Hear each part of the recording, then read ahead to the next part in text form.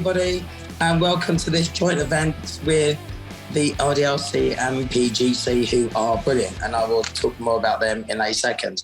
For those of you who don't know the RDLC, we're an advisory board and a network for aspirational recruitment business leaders, of which I have leveraged some of my busy friends on the planet who are all doing very well in the US to do this unique panel where we're going to actually ask real life questions. So something a little bit different where we won't be really talking at you, but just sharing some real life experiences for people who are making a success out there. We have helped launch over 20 businesses in the US, so we kind of know something about it. I don't know if you know my background, but I did that back in my S3 days. And also we've got PGC in the room who have helped us with every single one of those businesses who have gone into the States in one way, shape or form. They make their money through contracts and managing. I don't know if you know the model for the US, but it's all an employee-based model. So they've helped us in terms of put that together, but they do so much more in terms of best advice, help businesses launch there because they know eventually they'll get a tickle with the contract piece at the end of the day. And Amy's brilliant. So I will start with you, Amy. But first of all, can I just come to the guys who all gladly given their time? I'll come to you first, Pat, because there's a chance you might die of exhaustion, given the weekend you just had and the fact that you tried to get to Vegas and up in Mexico. What a story. But Pat, do you want to tell us how long you've been doing the US? And your business, who you are, and how long you've been working in the US. Cool. So, thanks, Gary. It has been a bit of a hectic weekend, to say the least. So, apologies if I look slightly tired on the camera. I'm also in Austin at the moment, so it's currently 6:30 here. I'm Patrick Waits, the founder or co-founder of Coltech. We've been running as a business for just over 3 years, and we started to dip our toe into the American market probably about September last year, and then sort of went full on at the beginning of this year, and it's been going pretty well. So happy to share some of our experiences of what we felt has worked pretty well and some of the things that worked really badly at the beginning as well. Beautiful person. Johnny Morse, even though you're a Liverpool fan, tell us a little bit about yourself and your experience of the States so far. Hi guys, Johnny Morse, ERG Group. I won't mention football. We've been doing the States now for nearly 2 years, about 18 months, 2 years. Started predominantly just doing Salesforce as a technical niche. We've sort of grown from there. We're still 100% based here in sunny Birmingham. With plans to go. So I'm going to try, although I'm here on the panel, I'm also going to try and learn a little bit about whether we're still going to make that transition to move across or not. So tech, contract perm, predominantly Austin, but from Birmingham. Brilliant. I'll save you till last, Ben. Keep your powder dry. Giles, for those who don't know, Giles pretty much is full-time running. So it's nice to see him sat still for 10 seconds. So that's lovely. Giles, you want to tell us a little bit about yourself, Shortlist, and your how long you've been working in the States? Thanks, Gary. So I'm Giles Warburton, MD of Shortlist. So we've been going about 10 years. We're tech perm, mainly in the UK, about 20 heads, and I've got 6 heads working US market. So we set up May 2020, right at the start of the pandemic. When it hit quite badly, I had the choice of, I had some good new trainees, looked at an option to maybe furlough them. But at that point, we've been looking at the US off the back of all the RDLC talk. So I launched 2 of my guys into it. May 2020, we built it from there. And like Johnny, we're fully still UK based at the moment with plans to get out there fairly soon. Brilliant. Thank you, sir. Best to last. All right, Ben. You have to be amazing now, by the way. Okay. So Ben Broughton, you've been working in the States probably longer than most people. You worked it through a multitude of businesses. Do you want to just fill us in on what you're currently doing and how that's going, or how long you've been working in the US markets? Yeah, so I started US 2018. I was an MD co-owner of Premier Group. So we launched New York and Austin during my time there. and then started my new company in September. So we're 32 heads at the moment across the UK. We're kind of, obviously I've been there and done it, but we're doing it again right now. So we've got our E2 visa interviews happening in the next 2 weeks. We've got boots on the ground in New York currently, and we are out in Austin in 2 weeks. Pat, if you're still there, let me know. We can grab a beer. So we're kind of, I've done the process, but I'm obviously doing it again now. So hopefully some relevance to people on today's call. Thank you very much. Now I'm going to pass over to Amy. If anybody's got any questions, if you want to put them in the group or ping them to emma@rdlcpriorities.com. In the meantime, thank you everybody who has sent through a raft of questions. I've got an absolute sweat on, so I've just come back from across town at the moment in this heat. So if I look slightly glowy, it's because I've just been looking at the questions and then trying to work out how we're going to do this. But first things first, Amy, it'd be lovely to get an insight as to PCG, but also I know that you've done some extra and above and beyond homework again in terms of the US market. Do you just want to ping us something? Yeah, sure. Tell us what's going on. Yeah, absolutely. Hi, everyone. I'm Amy Davis from PGC. I can see lots of familiar faces on the screen. So hello to those I've spoken to or worked with before. It's great to see you. And for those I don't know, please feel free to reach out to me via LinkedIn or any of my team. I would be happy to speak if we don't get round to your questions today. Gary's already said what we do, so I won't cover off that again. But what I have got for you is just some market stats so you can understand kind of the size of the market and what's really going on from a US landscape right now. And we've got some very recent stats to share with you. So essentially just some quick market facts to kick us off and get you excited about the US. Last year, the US recruitment sector generated $161 billion in revenue. That was just in the US alone. Globally, the US has the largest market share with 31%. I think second to the US is Japan with 15% and the UK third to that with 9%. So it gives you a little bit of context there in terms of the size of the market. 88% of that revenue in the US actually exists in contract recruitment with $144 billion. And interestingly, Statistica recently predicted through their in-depth research that 51% of the US workforce will be contingent. That's either freelance, contract or temp by the end of 2027. So huge shift going on in contract recruitment at the minute. Across all sectors, IT continues to have the largest share as an industry in the US. However, there are lots of other thriving sectors. The ones coming up close behind, no surprise, will be medical healthcare, which is a huge industry from insurance perspective in the US, followed by life sciences and finance too. So just moving over to the employment market and the demand for talent. So as of March this year, unemployment levels in the US dropped to their lowest level since 1969. No surprise, though, they were at the highest level in COVID. So there's not only been a sharp and aggressive bounce back rate, it's actually surpassed previous unemployment levels since 1969. However, very similar to the UK, inflation and globally, inflation rates have jumped up. And actually in the US, they're at a 4-decade high in February at 7.9%. And we've seen that incrementally grow. But I'm waiting for the official figures for March.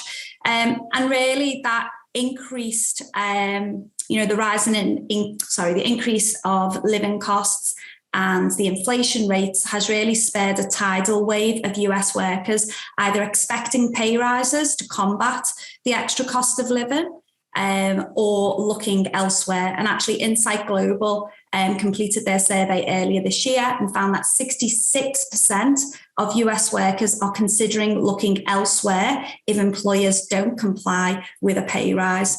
So with unemployment at its lowest level, paired with the cost of living crisis and workers seeking higher pay rates in new jobs, it means that the war for talent in the US is raging right now.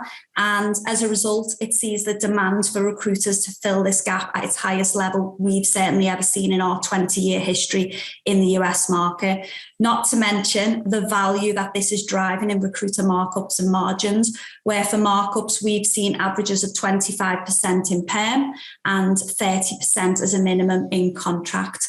Now, that's just some few stats to share with you because I'm aware we've got a lot to get through. However, we have just released a blog today that has all that information and much, much more. It's just letting you know what's going on in the market as of right now. So I'm going to drop that link in the chat box so that you can have a little look at your leisure and feel free to reach out with any more questions on that. Back to you, Gary. That brilliant stats, by the way. And that whole thing, that whole shift from perm to freelance was predicted about 4 years ago.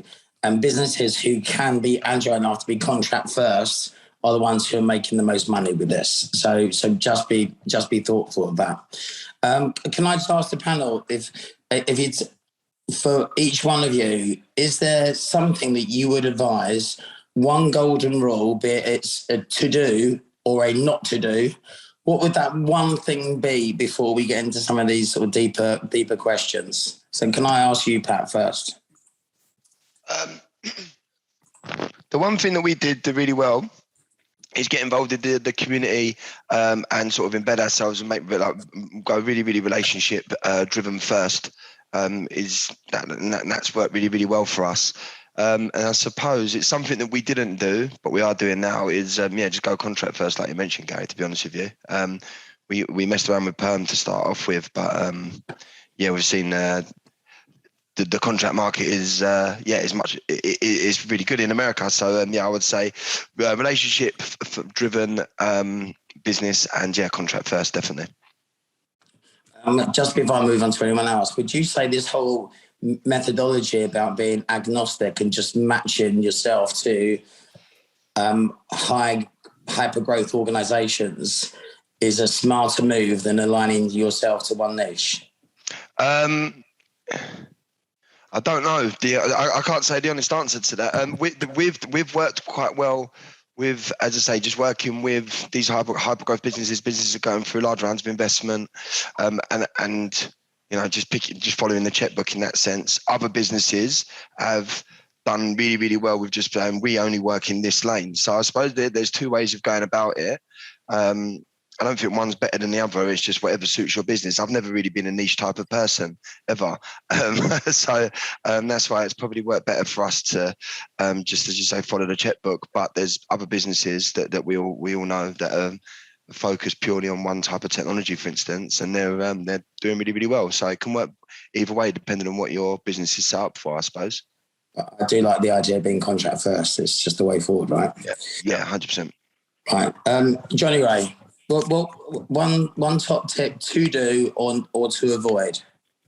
I think the first thing is keep your fees high and don't ever drop them, regardless of the size of the prize. When we first started, we were winning. We were doing a lot of partnering with consultancies, certainly in Salesforce, and there was, you were unearthing opportunities of multiple hires quite quickly. So it was quite easy to sort of, almost drop your percentages for the bigger prize that we tend to do in the UK, but there's really no need. I think David Stone always bangs the drum about that, about, making sure that we're all on the same page and keeping it high. So we've changed our terms 2 or 3 times since inception, really. We're starting at 30% now as opposed to settling for that. And we're just trying to just walk away from business. That's probably my biggest tip. On the other side, we did start off doing mainly just perm, but we were treating the permanent hires very much like you would a contractor because of the speed of hire, the short notice periods, etc., and the lack of, I guess, employment benefits for them. You could almost do a contract methodology as a perm placement. However, we are now transitioning more to a contract first basis on the sort of experience and results of some of the others around today. So keep fees high, smash contract, and if it is perm, contract mentality. Brilliant. Thanks, Bob. Giles? Biggest thing for us, I think, was building trust. So early on, we tried to sell quite hard, and we found we were having lots of what felt like good conversations with prospects and hiring managers in the States, and conversations that here in the UK, you'd be pretty confident would convert into some business.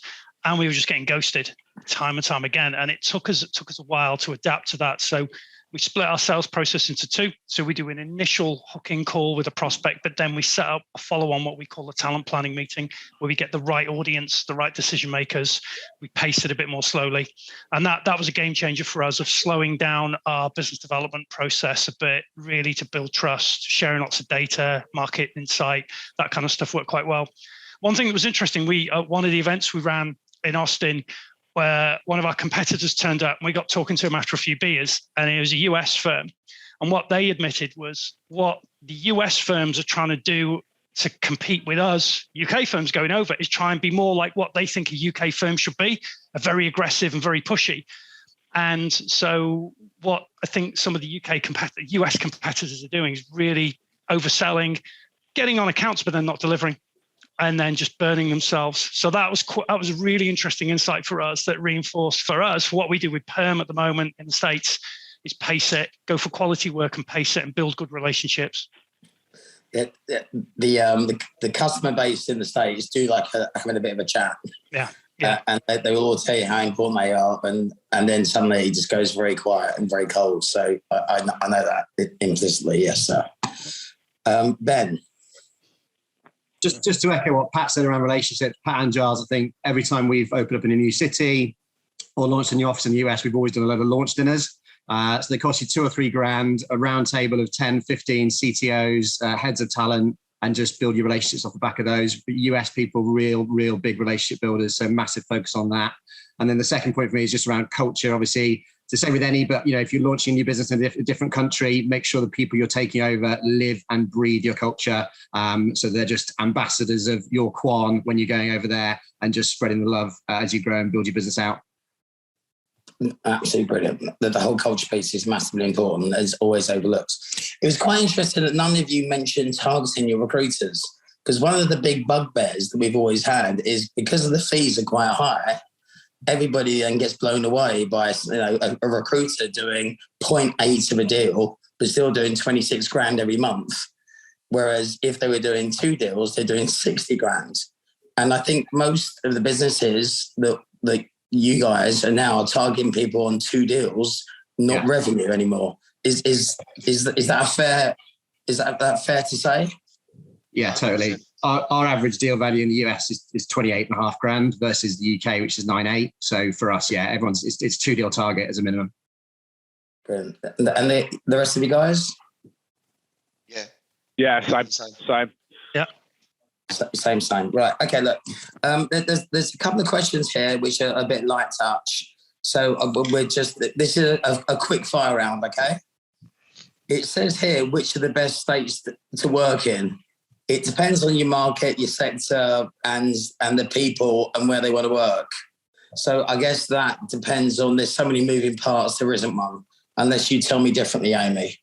Yeah, I mean, this really depends on you in terms of where you want to establish your business. We have clients that have picked a state based on where they're going to get the best talent and have the best recruiters.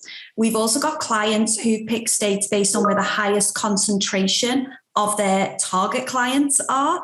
So it really depends for you. I mean, I'd say most people work remotely now. A client doesn't need to be sitting near you in terms of same city for you to be able to engage with them. And just with the demand for talent, as I spoke at the beginning, our most successful clients really are locating themselves where they can secure the best recruitment talent to really scale the business up in the US.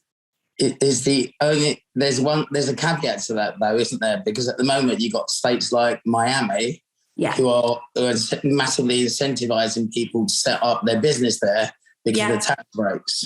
That's it. So, I mean, I think a lot of people on this call may already know this, but for those that don't, the tax system and the legislation system in the US is highly complex. And essentially it's because it's multidimensional. So I won't bore you. I'll do this really quickly, but you have federal law and tax, you have state law and tax. And then in your larger states like New York, California, they'll have local laws and tax. So essentially, dependent where you are and where you're doing business, you could have 3 layers of that to navigate navigate. But Gary, you're absolutely right. Lots of states have got tax incentives because what they want to do is not only attract you as a business to their state, so they'll have low corporation tax rates, but they'll also have low personal tax income rates, so they can also attract talent to come and live there. And Miami and Florida is definitely a hotspot. Florida as a state, we've seen so much talent migrate there because it's 0% personal income tax for workers. So not only have you got talent there if you're looking to fill roles, but you've also got recruiters who are living there for the lifestyle. And corporation tax, it's one of the lowest states at 5% of your business income. There are 4 or 5 states that have 0% corporate tax, which is just insane. And Texas is one of those states. But definitely Florida, and particularly Miami, is a little bit of a hub right now for recruiters moving out there. Okay, brilliant. Another question here, which is a really interesting one. Now, I'm going to caveat this in how I deliver the question to give some people a clue. If you're working a 180 model, and you have remote teams helping you with your long list delivery, do you really need to work US hours to make the US a success? Right, John, you've got a US team who are working longer and different hours, yeah? Yeah. It's interesting because to answer it, I guess, no. However, and this links in a little bit to what Benny said about culture. I think when we set up ERG USA from here, it was the buying into the whole cultural change of what we were going to try and do. So it was, you guys can start later and work later, and you can walk the dog in the morning or go to the gym or whatever it might be. So everyone bought into this change of behaviour. So it was like, we don't start till 12 and we finish at 9, 5 days a week. So that became the driver first in terms of delivery and trying to create that USA buzz. That would obviously align to being on the phone with clients at the right time, in the afternoon. But to answer your question, no, you could almost do it anytime. But I think for a cultural change, to sell the opportunity internally, to attract people to work, UK for USA, I think you have to almost set your stall out that it's going to be 12 till 9 and it's those hours. So that's how we did it anyway. Okay, and to be fair, I think, I know, Giles, you're working the hours because sometimes you work with the gang. I know Pat's working different hours. Can I just let me just play devil's advocate? Is it? And Ben, I don't know what you're doing at the moment in terms of your hours. What are you doing? I'm doing US twice a week, so I'll do Wednesday, Thursday, US hours. Is it sustainable for the people that you have in those businesses to work those hours, or is there do you have a target? Do you have a number before such time as you want to export that team over there? And what challenges come with that? Yeah, we done. So we worked. We do Austin hours. And I work the Austin hours from London when I'm not here. But it's 2 till 12. But we just do it 4 days a week. So it's a bit out of order to make people work till midnight on a Friday. But if they've got work to do, they can do it if they want. I'm not stopping them. The difficult thing that we've found for that is actually getting people to want to work those hours in England. It is like, there's different selling points to it. Oh yeah, you've got, you can have a lay-in the morning, or you can go to the gym, start later, so on and so forth. But a lot of people we've found are slightly reluctant to do that. So what we had to do, or what we have done straight away, is immediately say, right, if you work with us, there's a target on the wall. And as soon as it sits there, like, we're going. So once you hit a certain figure, you can go out on a short trip or whatever it is. Once we get a certain figure, that's when we start the visa process and so on and so forth. So everyone's got like a North Star which they have to get to. So it's not like, so working the hours is a means to an end, rather than, well, we're going to be here until we decide to go out there. It's like, right, there's a promise, hit this target and you will be, because most of the people that want to work the US hours, I suppose there's probably different reasons for it, but some people it's just because the fees are much bigger and they're just happy to make a lot more money working in England. Potentially, other people have the dream of they want to live in America for whatever reason. We found that the people that we've hired want to live in America, so we've had to set we've set a target for them. Hit this monetary target, and you'll be going. And that's also given everyone in the team who work together they're all sort of sharing, like it becomes, like you're saying, much more like it helps with the culture because we're all working together to hit a certain goal. That's why we've probably seen the business go from from nothing to quite good quite quickly, because everyone's super motivated to hit that goal. I mean, it's funny when you dismiss it, but when you say from nothing to quite good, the first bundle deal you did was worth £500,000, right? So it's you're winning good shit. So with the rest of you guys, how are you managing time? And is there a definitive endpoint to those silly hours? And what's the game plan? I can cover ours. So we do 1 till 10, Monday to Thursday, and then Friday the guys do 1 till 5. So like half day. Like Pat said, it's really hard getting UK-based people to do a really late night on a Friday. Just kills their weekend. And that I was quite reluctant to do that initially, but it actually had a more positive effect on the team. In terms of my time, I find it difficult, a bit like Ben. I'll try and do 2 lates a week, but then I'll definitely come in later the following days. In terms of people we attracted, I had to take a different model because we're training our US people to be 360, whereas my UK team are all 180 delivery. And I found it really hard getting the right talent. So we took a slightly different approach. So I've got quite a lot of sporting bias. I've got 2 ex-semi-pro footballers, hockey coach. These are individuals who've not conditioned to an office environment. And one of the main perks we got them, we've got them corporate membership to a huge hotel and spa around the corner from our offices, one of the best in the UK.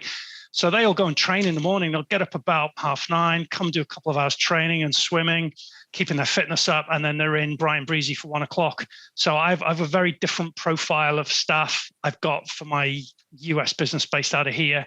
I think the traditional salespeople I'd looked at who were conditioned to UK office hours just looked at it, but just couldn't do it. Anybody else got anything to contribute to that?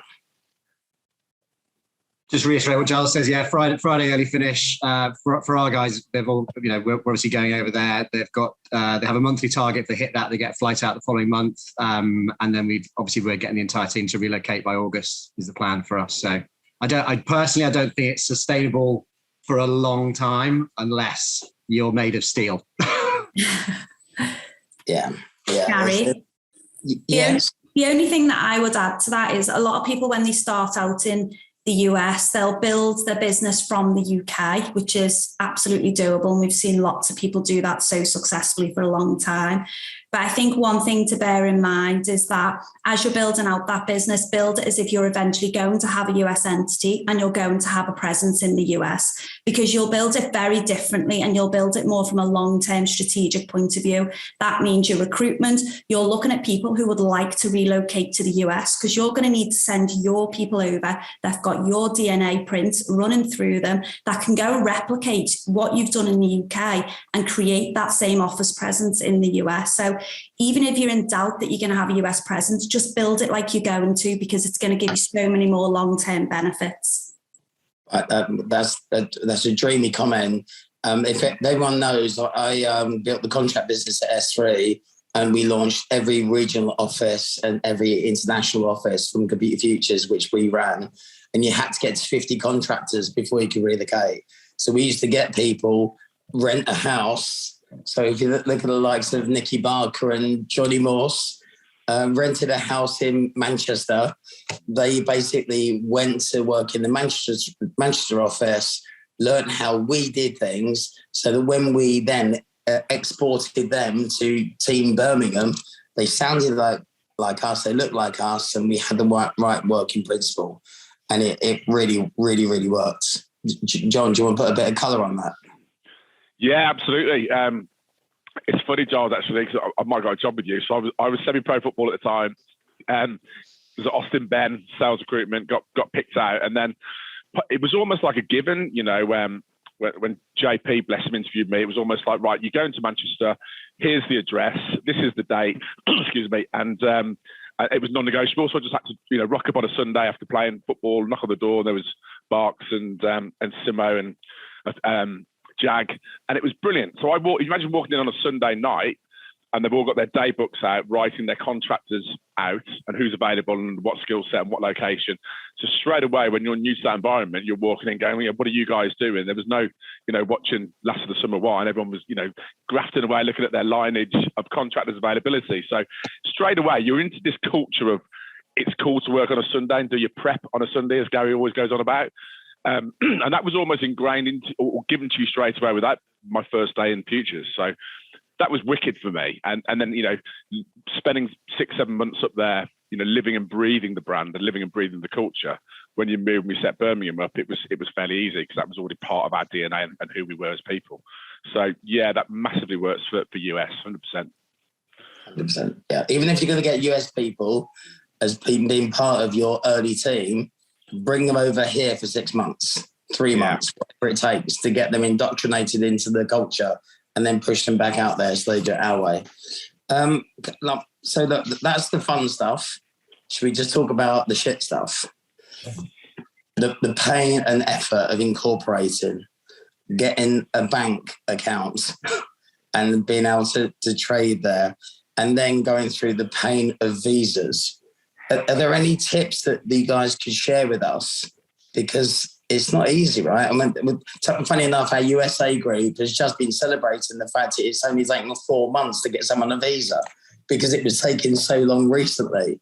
What would be, in terms of incorporating and trying to get people out there, and then how to work the legalities and running the contract piece? Ben, go on, give us a couple of tips, because you've done this multiple times now. Yeah, I think that for everyone on the call, if you don't need to incorporate, so if you are trading from the UK, invoicing the US, you don't necessarily need to incorporate. So don't push the button on it too soon if you don't need to. The W89 Ben form, whatever it's called, everyone knows the one, is enough for you to invoice a client and get paid into a US bank account, which you can open up on your Revolut or your Barclays or whoever you're with, and get paid and transact easily. So don't push the button too soon if you don't need to. If you are going to go over, then obviously, the incorporation is not too hard. If you get a good solicitor to look after you, relatively straightforward bit of paperwork. Obviously, the visa process is and then the bank account, the visa process is where you're going to start obviously looking at kind of hurdles and stuff you've got to jump over. So you're looking at a minimum of kind of 40 to 60K investment into the US business. That can be anything from flights over, stay in the nicest hotels when you first go over there, take your clients out for very expensive dinners, but anything you can charge and bill against the business, marketing costs, redoing your website to have a US presence, whatever it is, bill it up, rack it up, and keep a note of it so you can charge it against your visa process. And then there's a business plan. There's a load of documentation which will literally bore you to tears when you've got to do it. But the sooner you get it done, the sooner you get it into the embassy, the better. But yeah, I think the key for me is if you're not planning on going over there and relocating, don't worry about the stuff too much. Just run it from your UK business and get the invoices coming in. We also found a great little thing with the UK International Investment Funds, where you can match fund up to £15,000 worth of that investment. So that's half of what you need up front, where you're only able to invest 15 grand. So again, that's something the RDLC can help you with, both in terms of who you should talk to in terms of legal advisors, which things you should do, when you should do them, what the roadmap looks like, when to trigger some of these things. Pat, where are you in that process? Because you're. I can't imagine you're far away from ticking a few of those boxes now. Yeah, we incorporated, made an American entity. I don't know if I think we rushed into it. Like Ben said, probably didn't need to, but we set up an American entity about 6 months after starting the company, just because we thought we might as well have it there, just in case we ever need it. So. Yeah, that process wasn't actually that painful. We've got a really good solicitor and US lawyer to help us with that. We've got a US bank account now, so that's all done. The visa process has started. We'll have that by within the next 2 months, I believe it should be completed. So yeah, we're pretty much through. It hasn't actually been that much ag, if I'm being honest with you. I don't know, we've just got really good. There are some issues in terms of salaries, right? So if you're moving people over, there's a level of expected seniority, which comes with a price tag. Is it still 70 grand? Yes, in minimum, yeah. That's one thing that we're coming up against at the moment. So I'm probably not the best person to answer that question, because we're getting to that point. But yeah, in terms of actually the incorporation, getting the bank account, and then sort of going through the visa process, we just got sort of advice from people like Amy has put us in touch with, and other people from the RDLC, and it's made it pretty painless, to be honest with you. And there is a lot of documents to fill in, which I'm not very good at, but again, we've got Dan who helps me with that as well. So yeah, I haven't really done much, to be honest with you. It's all been done for me. But that's my advice: get good people, because I don't know like sweet FA about any of this stuff. So get the right advisors, and that's all we've ever done. And anything we've done in business is find the best people that know what they're doing and get them to help you. Okay, brilliant. And what about setting up bank accounts? Because I know a lot of people have had a bit of pain with this, especially getting an ID line if you want to be doing SOW or you want to be doing something which is a little bit, less than a straight line, get a CV, spec it out, place the person. If you're going to be selling any form of solution, getting ID or any form of finance, it's slightly more difficult, especially when you add in the US piece. How have people gone about that? This is an opportunity for someone to say that Close Brothers are really good, by the way. Yeah, I was about to say that. Close Brothers, yeah. Really good. Yeah.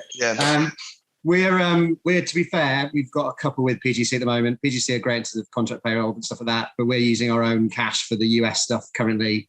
We will be looking at it in a couple of months' time, but not right now. But it is like Close Brothers, you say, is one of the very few that do it. Like a lot of banks will run a mile from US contract credit. Yes, it's because apparently they're quite litigious out there, so it's a bit of a thing. Yeah. Emma, are you online, Em? I am. There are a few questions coming in that I couldn't capture on my phone. Is there anything that we can ask? You're with me. One job. There's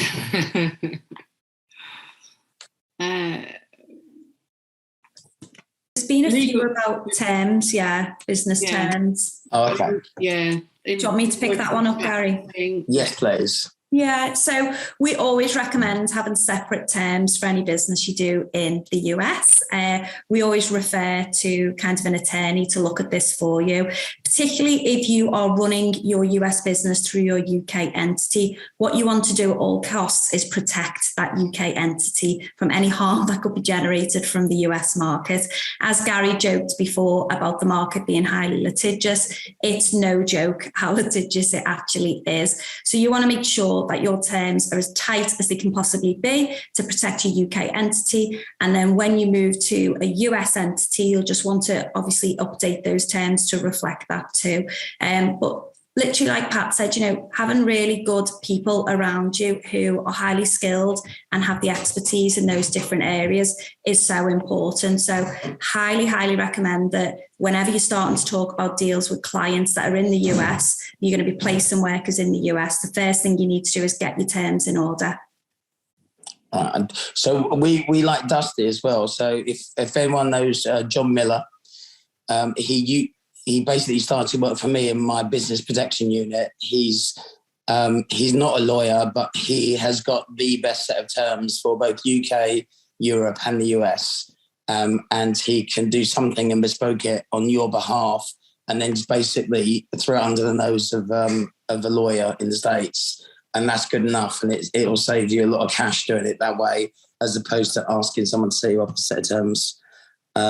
So that's the easiest way to do things like that. It's interesting talking about, so someone's putting a question here about salaries. So, and I said about, if you're sending UK people out there, it's quite expensive and it's very thirsty if you think about your run rate in the US. If people are only doing 0.8 of a deal or one deal, and your cost per desk is going to be higher, you still need to work very hard to actually make the profit that you should be from a startup. Could you guys give us an indication of how many people at what level would you think is a decent startup size, and what would that cost you? Because we also know that everyone in the US tell a brilliant story at interview, but they don't work very hard. You know, I always thought that everyone in America came from, you know, like Wolf of Wall Street, and they were angry and just really at it. But apparently they're very lazy and don't work as hard as we do. So what should you pay for entry-level people? Once they start becoming managers or business leaders, what should you be looking? What's the going rate in terms of salaries over there at the moment? I'll jump in, Judy. So yeah, I think the first point I think to make is, if you're running it from the UK, you build your war chest, yeah, because you've got low basic salaries, big fees. Build your cash war chest for when you do go over there, because obviously your move over fees are quite high, costs, etc. Rent in somewhere like New York is still on top of where London is as well. So just make sure you're building those costs into your business plan. In terms of salaries, entry-level cons, 70K as a minimum, managers going up to kind of 90 to 100, and then kind of associate directors like 120 to 140. We have a different comms structure for our US business, so we have a higher threshold and a lower bracket, just because the fees are so much bigger. And nobody tends to kind of blink at it, if I'm honest with you, because they are just making ridiculous cash off the fees they're doing. So don't be afraid, especially when you're launching brand new, to rip up the rule book on your current commission structure and start a new one. It's best obviously to do it from the start rather than change it 6 months down the line. It's worth saying that $1 million billers in the States are to a penny. Well, if you're not doing $1 million in the States, then you're a bit shit. You know, it's okay. Is that harsh? Okay, but that's a little bit. Okay, but that's kind of the benchmark. That's what everyone's aiming at. They should be in that sort of ballpark and making a decent killing. You know, earning $200,000-$300,000 a year. That's about right. Yeah. So, Giles, have you got anything to contribute about this sort of like the salary level and the targeting level? No, I mean, we're growing all our own from the UK at the moment. So in the short to medium term, I'm not planning to hire anyone on the ground. So no, I haven't done a lot of research on that. So one of the interesting things was we were looking at what to target a BD person in the US, and we've done quite a lot of work on this recently. So if we were to assume that most of the people in the audience here are of a mind that we sell solutions and don't do bums on seats, if you know that's the way the world's working, you want to get paid for your effort and not just paid for success. A BD target for someone who's in the US is about, we think, $4 million a year. So 4 million as a target as a 180 BD person. That's £1 million a quarter, 333 grand a month. And given that the average deal value is circa 30K, it's 11 deals a month, which is effectively 2 bundles. And you got 4 million quid there. If you were to then say to the business, we pay for the BD function, you then get paid at 70% of the fee. You're nicking 1.2 million, but actually it's only going to cost you, let's say, 150 base, 150 bonus, 300 grand, 500 grand all in, but you've saved 1.2 million. But there your holidays paid for. You know, it just makes good economic and commercial sense to be targeted at that kind of level, because that's the opportunity and the state of play at the moment. That is really, really possible. But like John said, you just don't capitulate your rates from the get-go. You've got to be really strong. What you guys do, you're not a recruitment agency, you're a modern day talent solutions provider. We deliver solutions. We want 30s and 40s and 30s and 40s. That's what we're after. John, have you got anything to contribute to that? Because we are knee deep in the middle of this whole sort of re-engineering of the business to get this whole BD function working. Yeah, no, it's an interesting one. We're doing this currently, and I think it goes back to a little bit what Ben said, and this is a really interesting point just to throw out there, and it's food for thought, because we've done it one way, and I'm thinking, was that right? Should I have gone the other way? So just in terms of comms, and obviously raising the bar in terms of 2 deals per head, certainly with the staff here in the UK, we kept, rightly or wrongly, we kept our comms the same as the UK as part of the incentive to move people across to do the hours, to do the the unsociable hours, all that sort of stuff.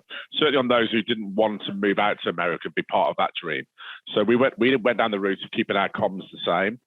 We did redesign it, and like Ben said, it's far easier to do it at the start than maybe doing it further down the line. So it's good advice. Given my time again, I would probably have done it at the start. And not thinking it's all about, I'll just get them over and pay them the same, and they'll earn loads more. So that was probably an error from us. If so, learning from that, I'd definitely change the comm scheme from day one. And I think with the BD element, we've got a guy who's starting in the UK doing BD now. That is the exact target that we're pushing for him, the $4 million. And when you break it down into that and just saying, look, are you able to sell 2 business opportunities a month for multiple hires? That's it. Doesn't seem a lot. But once you break it down and work the stages back, and when Gary first showed me this in London, and I went, 4 million target, really? But when you break it down, absolutely spot on. I think it's in line with keeping your fees high for clients, keeping your aspirations high internally as well, and your expectations of what you can do, and say to these people, you can do that easily. So yeah, 100% behind that one. Yeah. Is there guys that I've seen messages come up, but I haven't actually taken any notice.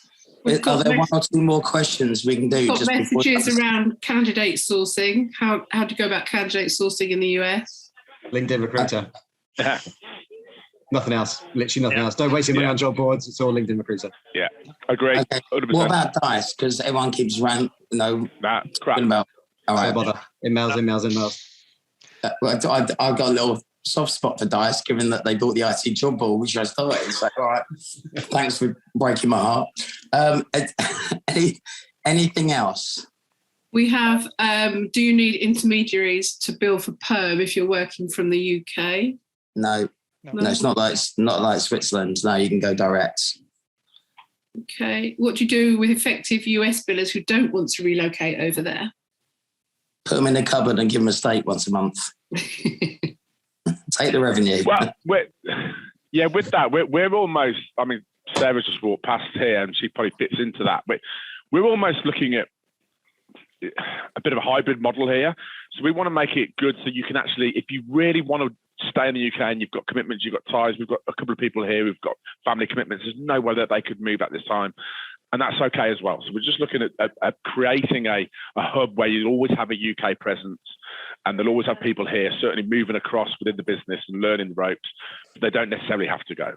I think that's what we're trying to do. And also, I think that, listening to the guy I interviewed with Faden the other day, and he was saying about it's really important once you're there to recruit a lot of American people anyway and build your business around American people once you're out there. So I think it's not always a case of just UK going out all the time. So we might end up with a little team of 15, 20 here at all times, but then also grow the business with American based around our UK key guys long term. Yeah, I think we'll be not dissimilar to that in the sense that our client-facing people will be in the US and probably delivery will be from here or elsewhere. So yeah, we've got people who are currently sort of the account management or delivery function, and they don't want to go to America. They just like making more money in the UK, so they can stay here.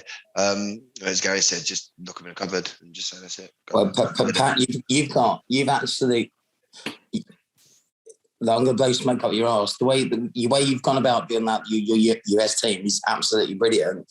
But having a remote team doing your long lists so that your recruiters can do, rather than 0.8, 1.5 deals a month, that your expected level of performance is 4s and 5s, because they're doing this 180 very dedicated. You're giving a client, you're giving the long list of candidates. We expect you to do better than anybody else and paying them accordingly. But you could have people doing, what is effectively like a 90% of the job and only 150 grand a year.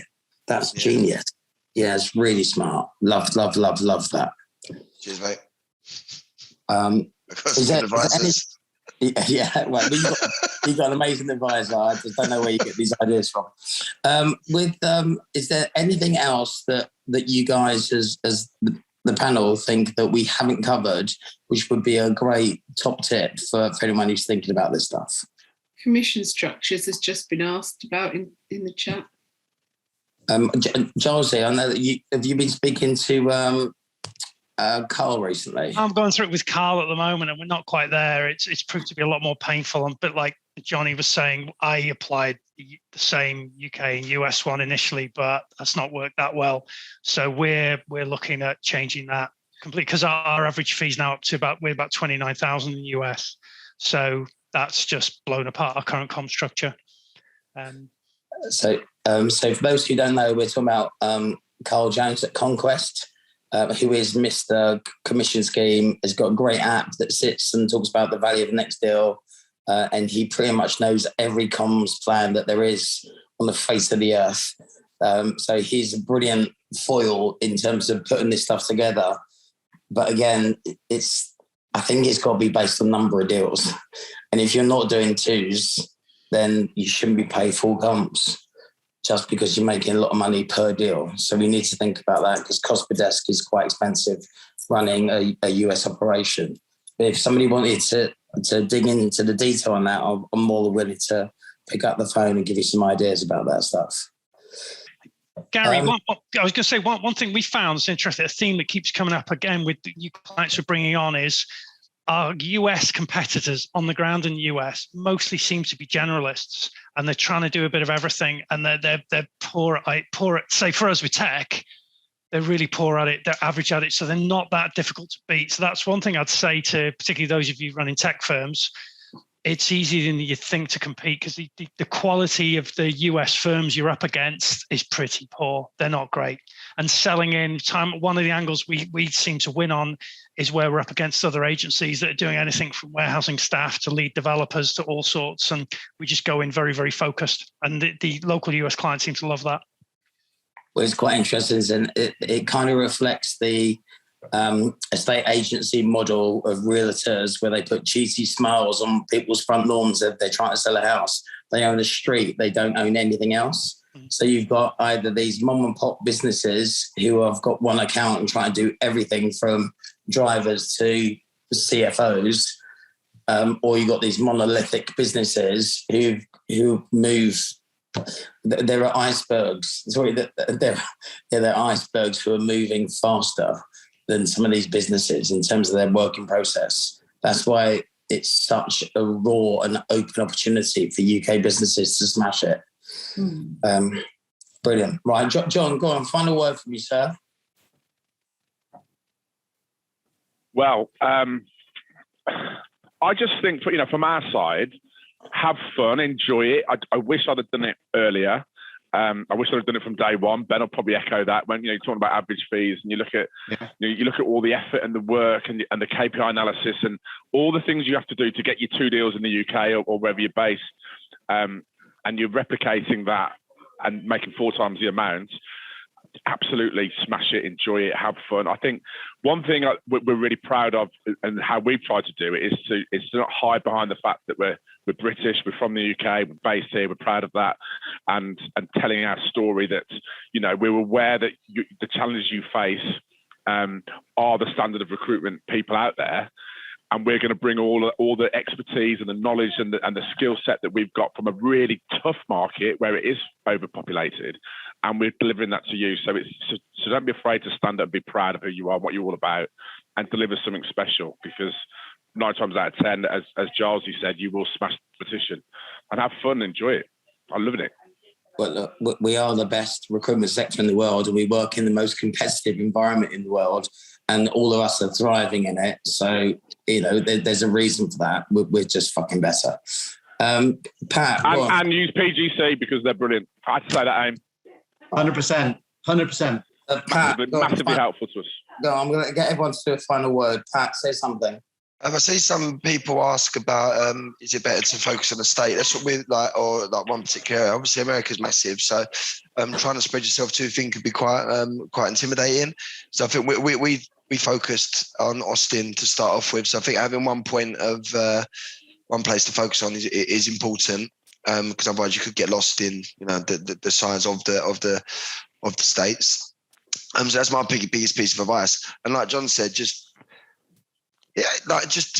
go for it, really. Like, don't think too much. Or what if this happens? What if this? What should I do about this? Just start doing things. You'll learn.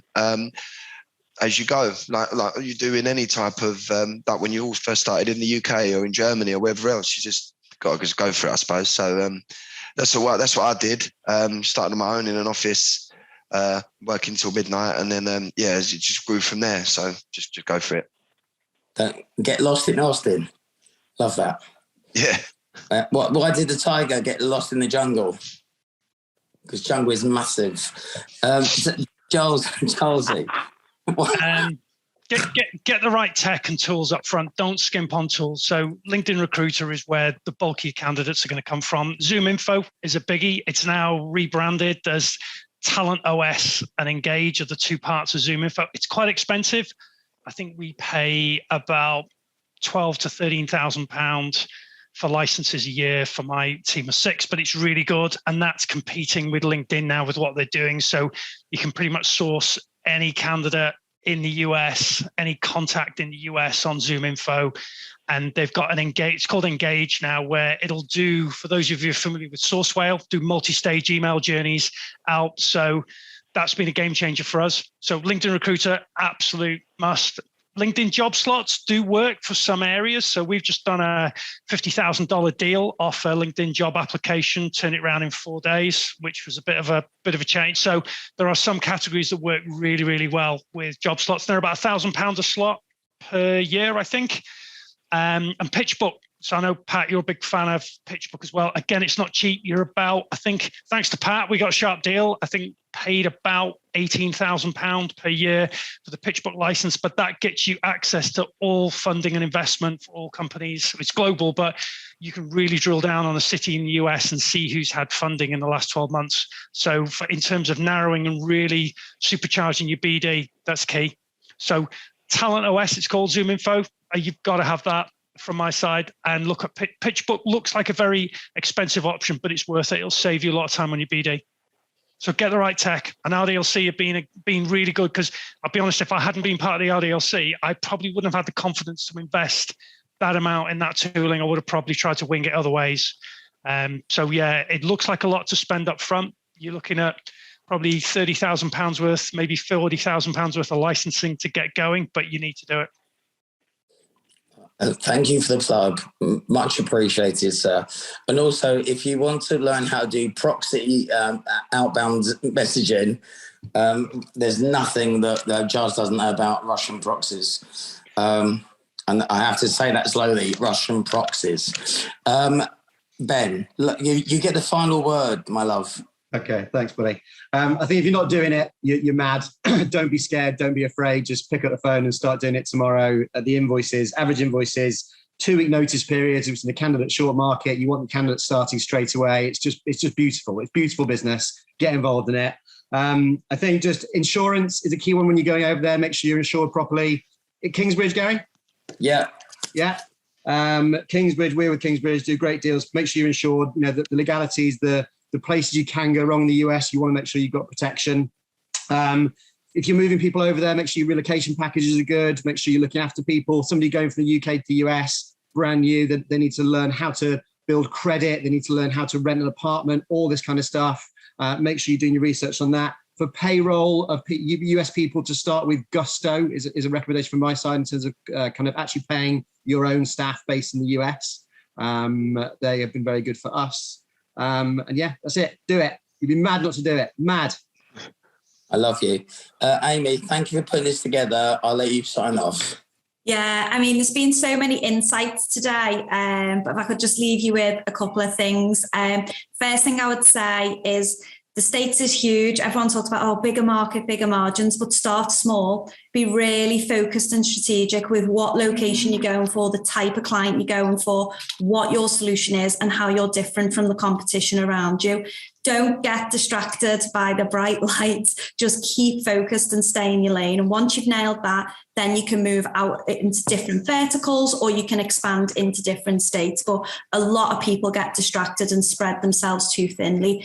It's the equivalent of 50 countries, this market. It is not one. That is how you need to really approach it.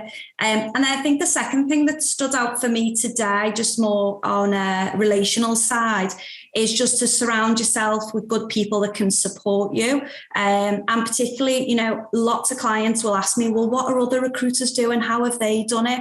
And I always say, are you part of a network? Because that's where the greatest learning comes from. Like, I can give you our learned experience as a supplier in this space, but hearing from the other CEOs today, their tips, how they've done it, what they've failed at, what to avoid, I think is super important as well. So yeah, but thank you everyone. Thanks, Gary. Absolute pleasure. Thank you everyone for giving up your time today. I know everyone's absolutely madly busy. Boys, thank you very much. Emma, you're brilliant. Amy, brilliant. Peace and love. And hopefully Chelsea can win the final one day. Thank you, everyone. Thanks, everyone. Bye. Bye. Thank Hey you. guys. Bye.